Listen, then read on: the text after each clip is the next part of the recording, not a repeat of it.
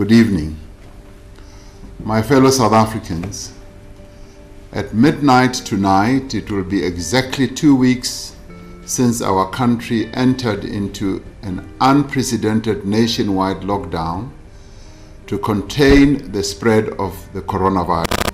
And yet, faced with such daunting challenges, you, the people of South Africa, have responded with remarkable patience and courage. You have respected the lockdown and largely observed its regulations. You have accepted the severe restrictions on your movement and many of the daily freedoms that we all take for granted. For your cooperation, for your commitment, and above all, for your patience, I do wish to thank you personally. But the struggle against the coronavirus is far from over. We are only at the beginning of a monumental struggle.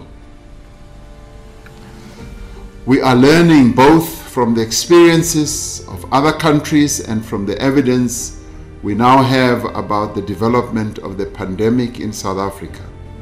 Simply put, if we end the lockdown too soon or too abruptly, we risk a massive and uncontrollable resurgence of the disease.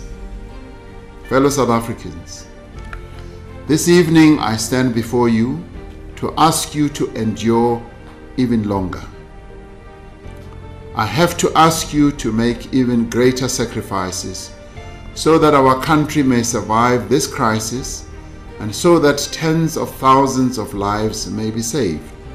The National Coronavirus Command Council has decided to extend the nationwide lockdown by a further 2 weeks beyond the initial 21 days. This means that most of the existing lockdown measures will remain in force until the end of April. We did not take this decision to extend the lockdown lightly. As your president, I'm mindful of the great and heavy burden this will impose on you. I am keenly aware of the impact this will have also on our economy.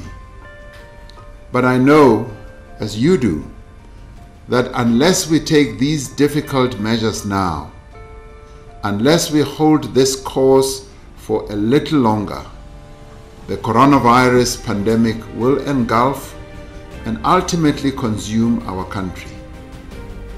We all want the economy to come back to life. We want our people to return to work. We want our children to go back to school.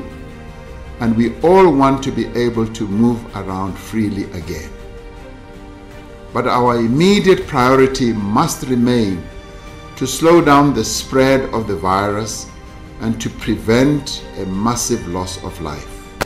Our approach is to screen in communities and test people in hospitals, clinics, and mobile clinics, to isolate those who are infected and to care for those who are ill in our health facilities.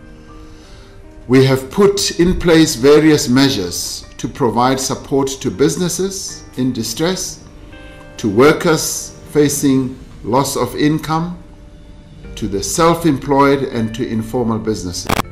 I'd like to call on all businesses to continue to pay their suppliers to the extent that they can, to ensure that those suppliers can also continue to operate and pay their staff and suppliers. In recent weeks, we have seen a massive mobilization of South African business, labor, academics, and government agencies to build the stocks of medical and other equipment needed to fight this virus.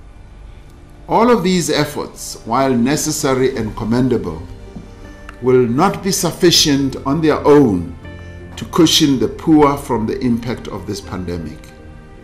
Nor will they provide the relief that businesses and their employees require.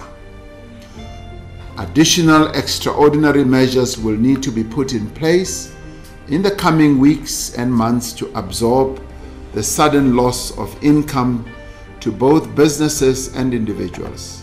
From across society, companies and individuals have come forward to provide financial and other forms of assistance. In support of this effort, we have decided that the President, the Deputy President, Ministers and Deputy Ministers will each take a 1/3 cut in their salaries for the next 3 months. This portion of their salaries will be donated to the Solidarity Fund. We are calling on other public office bearers and executives of large companies to make a similar gesture and to further increase the reach of this national effort. Until we have contained the virus, the same rules remain. Shaking hands, hugging, sitting close to each other, and other forms of physical contact enable this virus to be transmitted and must be avoided. We are part of a great global effort that is bringing humanity together in ways that many never thought possible. For billions across the world and for us here in South Africa, the coronavirus pandemic has changed everything. I ask that you keep in your thoughts tonight and in our land those who are vulnerable and destitute and those who are alone. I ask that you give what you can to alleviate their burden, to contribute to the Solidarity Fund in any way that you can. This is a difficult time for all of us, yet the message of Easter is one we carry in our hearts tonight. It is the message of hope, of recovery and rebirth. As we walk this road together, as we struggle to defeat this pandemic, we remain strong and united and resolved as South Africans. Much is being asked of you, far more than should ever be asked.